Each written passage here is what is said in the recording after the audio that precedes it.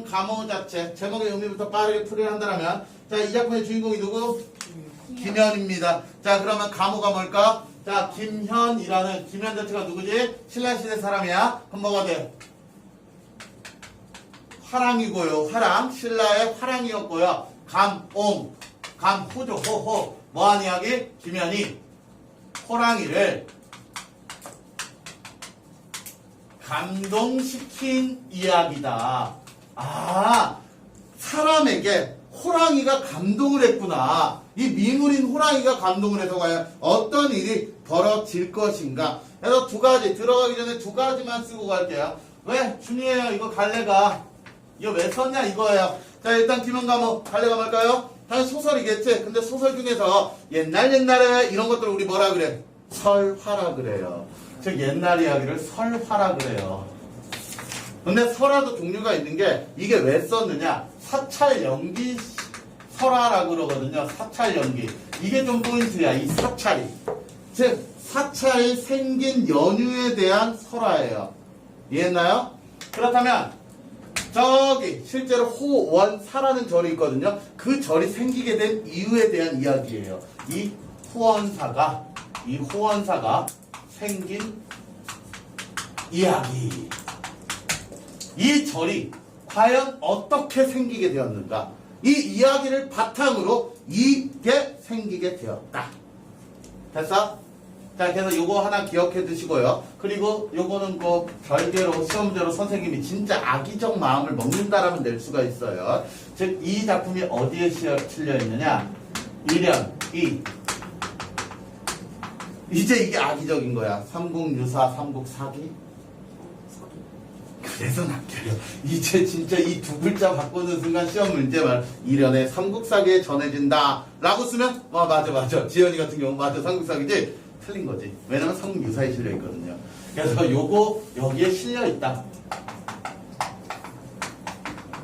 요거 알아두시고요. 막 추가적으로 그냥 이건 기본 베이스로 깔고 갑시다. 그래서 이라는 삼국유사에 실려 전해지는 이야기라는 거 알고 작품 들어갈게요. 쉬우니까요. 자, 신라에서는 해마다 음력 2월이 되면 초여름의 날부터 보름날까지 서울의 남녀들이, 그럼 여기서의 서울이니까 어디겠어? 경주가 돼야 돼. 한양이 아니야. 신라의 서울은 경주가 돼야겠죠. 서울의 남녀들이 흥룡사, 경주에 있었던 그 최초의 절이에요. 흥륜사에 전탑을 돌며 복을 빌었다. 체크해. 그렇다면 탑을 돌면서 뭐 비는 행위? 복 비는 행위겠지? 그렇다면 이게 종교적 의식과 관련이 있겠지? 어떤 종교와 관련이 있다? 당연히 불교겠지. 그래서 베이스가 되는 게 불교구나. 이 작품 전체의 베이스가 되는 게 불교구나 라는 거 알아두시고요. 다른 작품 불교도 나오고 도교도 나오죠. 원리 불교 알아두시고. 자, 원성왕 시절에, 자, 원성왕 신라제 38대 왕입니다. 알 필요는 없고요. 자, 몇 대 왕까지는 알 필요 없어요. 하지만 이 무슨 왕 나올 때 이 왕들이 가짜 왕 만들까 아니면 실제 존재했던 왕들을 얘기할까?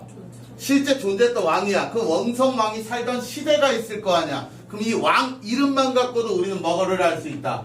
원이 많은 시대적 배경 알 수 있어야 돼. 원성왕 시절 요게 나와야겠지. 그럼 구체적이죠. 구체적 시대의 배경 우리 사실성 요거 체킹해두고, 이건 필기가 많이 없으니까 좀 짤막짤막하게 이야기를 듣는다 생각하세요.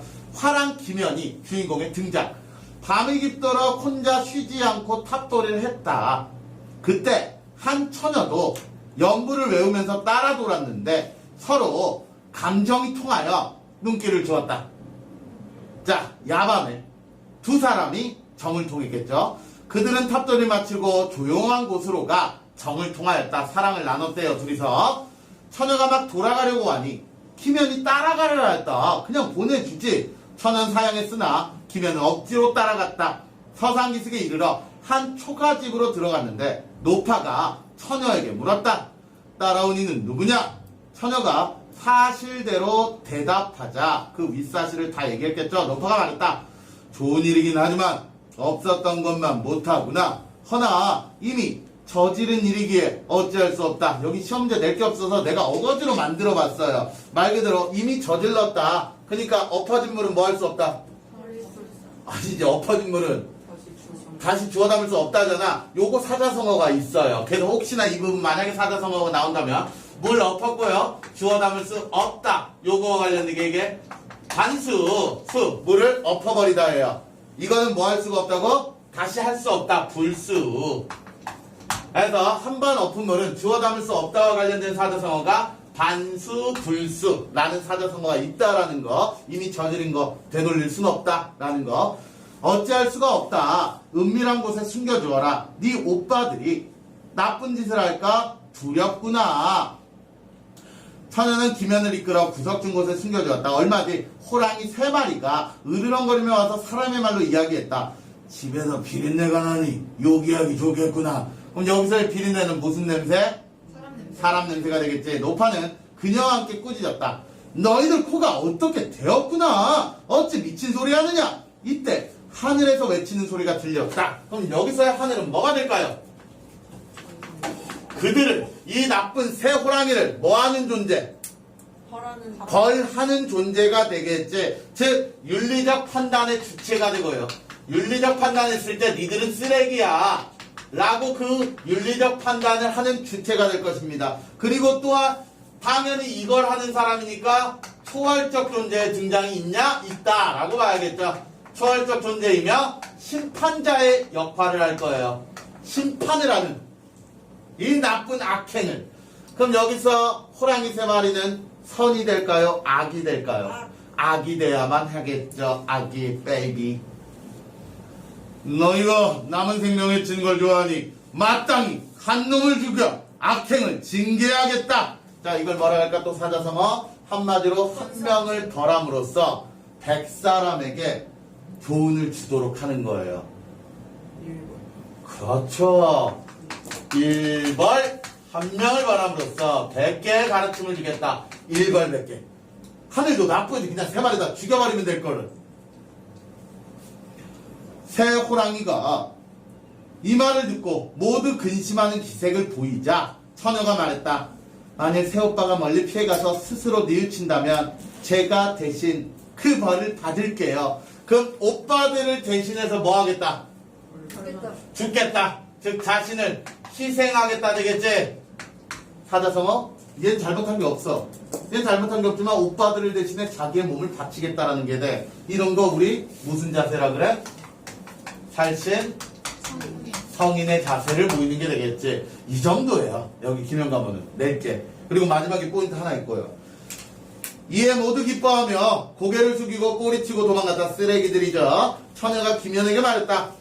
처음에 저는 난군께서 저희 집에 오는 게 부끄러워 오지 못하게 했는데 이제는 감출 게 없으니 감히 속마음을 말씀드리겠습니다. 비록 제가 난군과 다른 부류이지만 하룻밤의 즐거움을 함께 했으니 그 의리는 부부의 인연만큼 소중한 것입니다. 새 오빠의 악행을 하늘이 이미 미워하기에 집안의 재앙을 제가 감당하려고 합니다. 알지 못하는 사람의 손에 죽는 것이 어찌 난군 칼에 죽어 은덕을 갚는 것과 같겠습니까? 체크해. 즉 꼭 당신께 은혜를 갚겠다. 은혜 갚다 사자성어. 죽어서라도 은혜를 갚겠다. 그렇지. 여기는 거의 시험 문제 사자성어 위주로 나올 확률이 정말 크겠죠.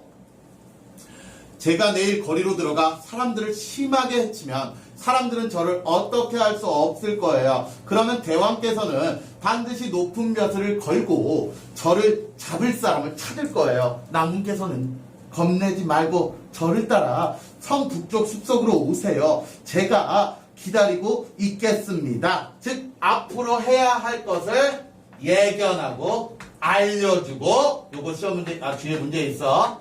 즉 일어날 일 예견 그리고 알려주고, 즉 호랑이가 미리 예견했고 알려주는 역할을 하고 있습니다. 뒤에 문제 몇 번인지 모르겠지만 있어요. 처녀가 말했다. 그렇게 얘기를 했답니다. 김연이 말했다. 사람이 사람과 사귀는 건 인류의 도리지만 다른 부류와 사귀는 건 정상이 아닙니다. 그러나 이렇게 되었으니 진실로 하늘이 준 운명인데 어찌 차마 대필의 죽음을 팔아서 요행으로 한 세상의 벼슬자리를 바라겠습니까? 말 그대로 뭐를 중시 여긴다? 인륜의 도리를 중시 여기는 모습을 알 수가 있겠죠. 즉 인간이 아니지만 우리 맺어진 인연 아닙니까? 이런 인륜이 있는데 어떻게 내가 당신을 죽이겠습니까?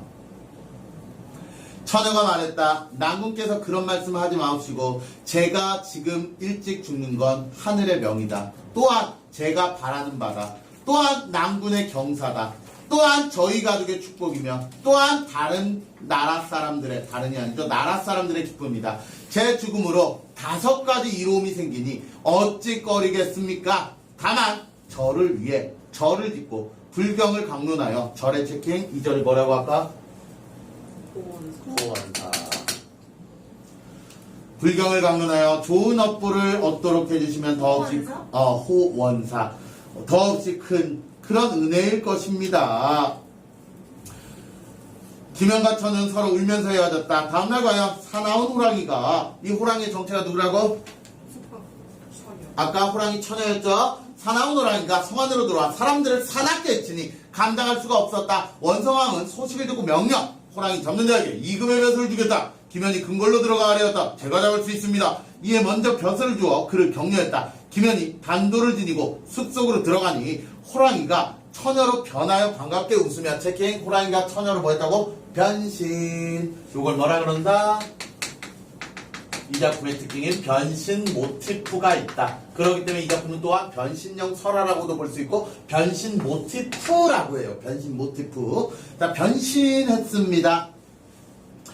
자, 간밤에 저와 난군이 함께 나눈 말을 잊지 마세요. 오늘 제 발톱에 다친 사람들은 모두 흑륜사에 간장을 바르고 흑륜사에 동그라미만 쳐놓으세요. 자, 흑륜사에 간장을 바르고 그 절에 나발소리 들으면 곧 나을 거예요. 그리고 실제로 흑륜사라는 절이 있어요. 그러니까 큰 갈래는 이게 설화지만 니들이 알아야 될 게, 자, 우리가 전설과 민담이 있어요. 그럼 전설과 민담의 가장 큰 차이점이 뭐냐면, 자, 민담은 그 해와 달이 된 애들 이야기 아나? 그 호랑이 쫓아오니까 올라가가지고 이제 하나는 해 되고 하나는 달 되고 그런 것들. 그런 허무맹랑한 건 민담이에요. 됐나요? 근데 망부석 설화라고 들어봤어요? 일본으로 간 박재상. 그 사신을 기다리다 부인이 기다리다 뭐가 됐다는? 돌이 됐다는. 그 돌 있어요 없어요? 있습니다. 실제로 아니 사람 모양인데 거기다 이야기를 만들어냈겠지. 실제로 있어요. 그 돌멩이가 사람 모양을 하고 이렇게 일본 쪽을 향하고 있는 돌멩이가 있습니다. 그걸 뭐라 할까요? 이게 가장 큰 거야. 전설과 민담의 차이점이야. 뭐가 있고 없고.